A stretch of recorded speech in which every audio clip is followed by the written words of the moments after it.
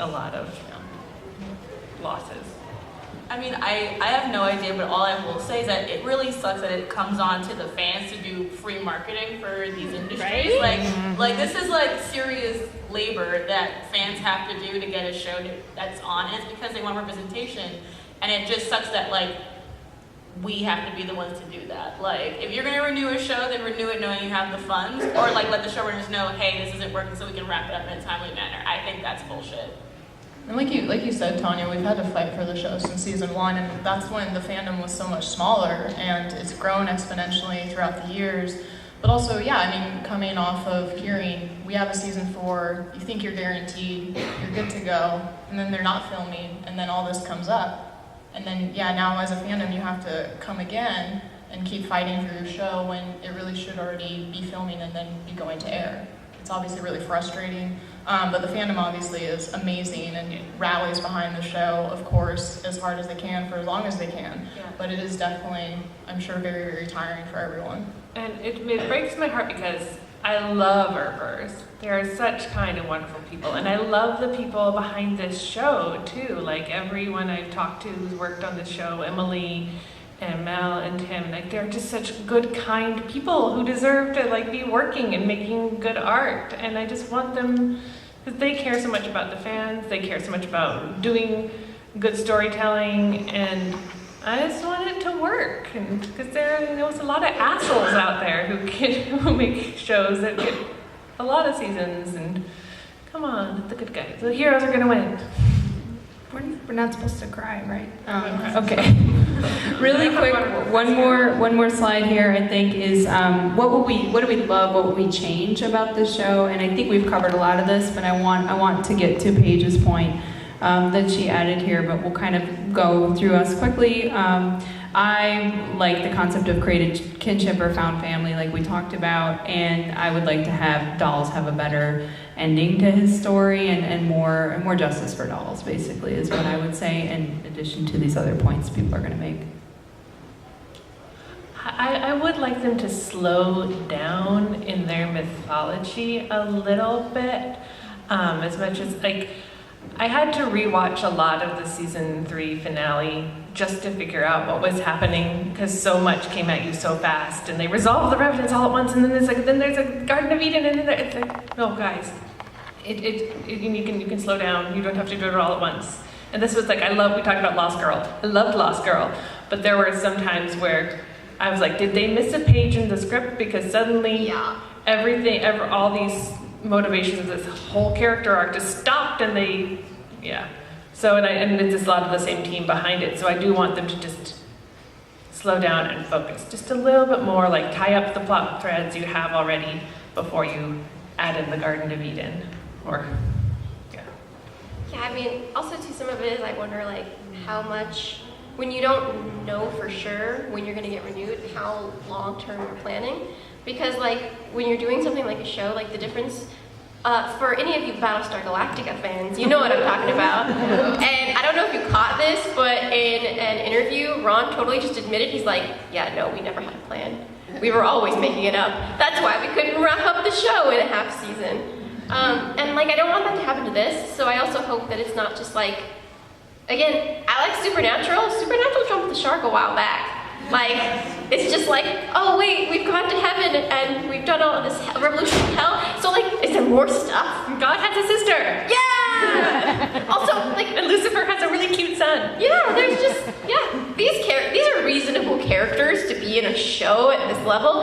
So I also think there's a certain point when your mythology kind of gets, when you're taking too much, and it's actually a thing I see a lot in shows that are based in like Christian mythology stuff, where they go like too large scale for it to seem like an intimate character show. Yeah, and also to seem like a reasonable kind of like human scale narrative. So it's like, I can believe that somebody can like hunt down all these demons and like end a curse, but like it starts to get kind of hard to believe in like Supernatural when already they were like the chosen vessels of the apocalypse. And now they've also got all this other stuff going on, like, I'm a demon, I'm an angel, I'm a this, I'm a that. I'm like, you're schizophrenia. I'm gonna keep it sweet. I love Winona. I think she's great. I always want more of her, but I think ultimately I just want more diversity on the show. I think that, especially when you're dealing with like the Western, like you should be able to like switch those tropes as much as you do the gendered ones. I love that the Herb sisters is the central relationship. It's not way hot, and so I love that it is the sister bond, and you know, it almost is like they are like their own love story, and everything they go through for each other. What I would want more of is I would want more of Dolls' backstory. I feel like we definitely didn't get enough of that. And then what's going on with Peacemaker? Why does it glow blue? Why does it glow orange sometimes? Like I would want more backstory of how that works and being there. And I do definitely agree, like with the more native rep, it makes me think of, there's an excellent episode of Westworld, the Kixia, which is I think one of my favorite episodes of television I have ever seen. And it was such an interesting subversion of like the Native Americans as props in a Western trope. So watch that episode if you're friends of Westworld. So part of the thing I wanted to bring up is that the blacksmith / Maddie isn't even clearly native rep. Like She's like German magic. yeah, and also like they basically cast like an ethnically ambiguous actress, and then they just kind of leave it ambiguous. Like there were certain things in the show I picked up on, and honestly, a lot of it was the fact that it is a Western, where I thought, oh, she's supposed to be a native person, and then I thought that like more backstory about like Wyatt Earp's interaction with native people there was gonna start informing like the Wyatt, like the Earp family like mythology. And then they kill her in like the next episode, and like And they bring back her twin and then kill her too. yeah, and she like barely gets to do anything. She kind of like provides like one piece of information, but she seems like this really interesting character, and they don't do anything with it. And also we don't even actually know that she's native. Like they don't actually establish that at all. So if you don't accept her as native rep, then there isn't any, which is really lacking for the genre trappings of this show. But it's actually pretty typical for science fiction that's informed by Westerns, like Firefly, which just also not have Asian people. They speak Chinese all the time. Really bad Chinese. And on that note, questions? I want to know where I can get that coat. There's a mic right there if anyone has questions. So, Yeah, there's a microphone here. or we're going to talk about Waverly's Bangs some more. Yeah. Who else's hair don't you like though? Oh, I'm mainly angry at Waverly's hair. Everyone else has very pretty hair that I'm very jealous of. Did any of you guys see the IDW publishing tweet that came out of the article? No, we were getting ready. What did that say? You actually have access to it on the group chat. Okay.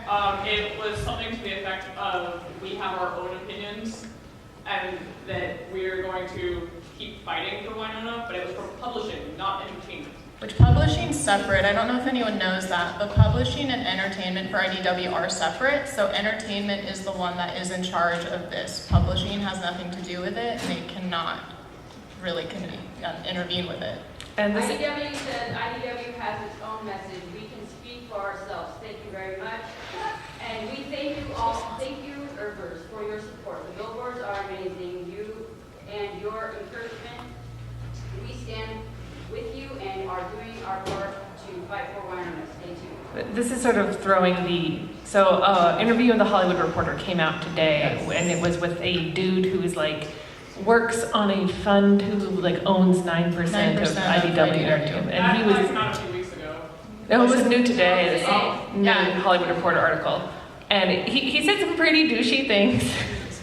But he did talk about like the financial reality of like, if we can't get these streaming rights sold, we don't have, we won't make enough money. And he just kind of said them in a not very nice way. And basically that's IDW saying, this guy doesn't work for us. He really made a comment kind of pushing back, saying it's the fandom's job to make it happen. Said that you should go to Netflix. or Yes, Hulu. yeah. Said that the fandom needs to email Netflix. Netflix keeps canceling all the gay shows. Like they don't seem very safe right now. Yeah. Yeah. I mean, ever since Sense8, we should have been like, you ain't no friend of mine. I think what's really frustrating about Her shows go to die. it just Representation, it just dies on Netflix.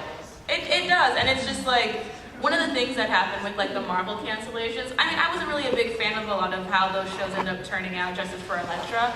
But it was very frustrating that like these are the shows where you had like some queer characters, some black characters, and that was going on. And it's just like, well, now Disney wants to do their whole bullshit, their own streaming service, so it has to all get canned. And it's just what I mean, like it's frustrating that fandom has to do the legwork of making the show, you know, of doing marketing for the show when they won't market it. And with IDW, it's like, who was reading the Winona Earp comic before like the show came out? So I didn't even, like, you look at the cover, and it would not have been something I would have picked out before that. I think it was mostly was like Midwestern guys, I believe, was the audience. And then obviously as the show came, then it became the show audience, which is obviously high LGBTQ community. Yes, please. Oh. I'm just wondering what an effective way to advocate for more diversity within sci-fi. I mean, is it through the sci-fi network? Is it through advocating to publishers or creators, or how do we get them to stop filling up with all of it? I will chime in and then I'll let people reply, but I do think they read your emails. Somebody has to read your emails if you email the network directly. We do know that. I think watching shows and showing up for them and getting your friends to watch them is really important, getting the viewership up. Yeah, you have to speak with your eyeballs and your dollars because that's the one thing they care about. You know, like they don't make money from a trending hashtag, they make money from people watching the show. And it's very sad because there's a lot of like financial realities that get in the way of this representation, and it's all because the whole system is broken and favors boring stories. But so, and I think another thing is like support these stories, make your stories, be loud about it, be queer about it. And I would say also be consistent in your support of queer products that you think are positive, because I think that